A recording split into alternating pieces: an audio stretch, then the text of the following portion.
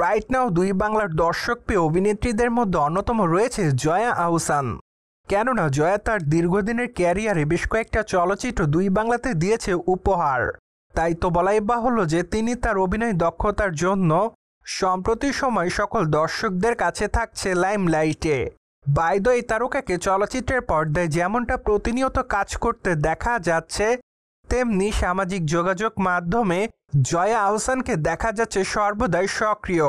মূলত সেখানেই সুন্দরীতম তারকা তার এফডিডের আপডেটগুলি তার দর্শকদের সামনে উপস্থাপন করে থাকছে। তাই তো বলাই বাহুল্য যে বর্তমানে জয়া তার রূপের জাদুতে তার দর্শকদেরকে করছে দিশেহারা। কেননা সম্প্রতি বেশ কয়েকটা নতুন করে ছবি আপলোড করেছে অভিনেত্রী। যদিও তার প্রকাশ করা ছবিতে তাকে অবশ্য দেখা যাচ্ছে ক্রু স্টাইলের টপসে, পাশাপাশি অবশ্য লং স্কার্ট পরেছে এই সুন্দরীতম তারকা।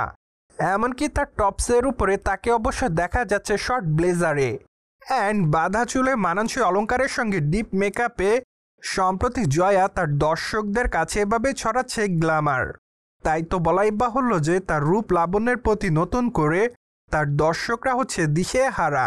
যার প্রেক্ষাপটে তার প্রকাশ করা ছবির কমেন্ট বক্সে অনেকে লিখেছে ওয়াও, পাশাপাশি অনেকে আবার নায়িকার রূপেরও প্রশংসা করেছে অ্যান্ড অনেকে তাকে মাই লাভ বলেও দাবি করেছে।